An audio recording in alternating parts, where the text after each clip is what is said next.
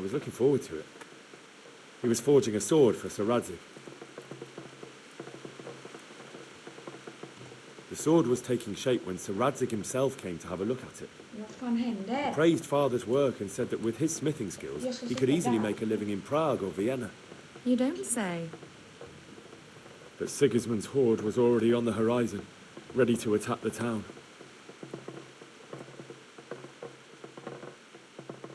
A horde of soldiers was amassed. Pennants flapped in the wind, the armour glinted in the sunlight, and the horses whinnied impatiently. They were waiting for Sigismund to give the command to attack. How awful. And then death descended on Skalitz. The gate to the castle was open. The bells and horns sounded the alarm, and the villagers ran to the castle to take cover. They were carrying the few possessions they could grab in haste, and I saw the terror in their eyes. I can't even imagine how awful it must have been. I ran to the castle like our neighbours to take cover, but I didn't make it. I had to find another way to save myself. The men on the battlements called down to me to flee to Talmberg and warn you. I was lucky I knew a concealed path around the castle. I wasn't safe yet. The Cumans were going from house to house below the castle, looting and then torching them. They encircled the castle, and it was clear they could spot me at any moment. May God punish them. Then I heard a scream. It was Teresa, the mill wench.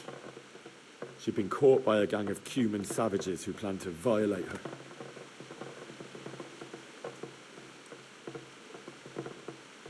I wanted to help her. God knows I wanted to. Even though I had the sword we made for Sir Radzig, they had me outnumbered and they were well armed too. I only just managed to grab one of their horses and ride off. I couldn't help her any more than I could have helped my parents. It wasn't your fault. I'll never forget the horror. It will haunt me for the rest of my life. That's terrible. How could something like that happen? God alone knows why he let such things happen. You poor boy. I understand your grief, but God is not to blame for the ills of this world. That is the work of Satan and those who do his bidding. Those who are corrupted by greed, envy, and pride. You must not lose faith, whatever life brings. Fate has not been merciful to me, and my husband either. Although in comparison to the horrors you went through. I was young when I married my husband.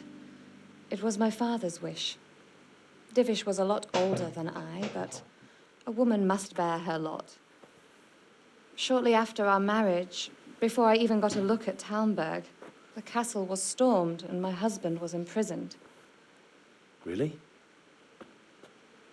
My husband had some quarrel with Sir Havel Medek of Valdek, who decided to resolve it by force. He stormed the castle, burned down the village of Pribyslavitz, and killed many of our men, even the old chamberlain. He imprisoned my husband in the castle and put his own garrison there.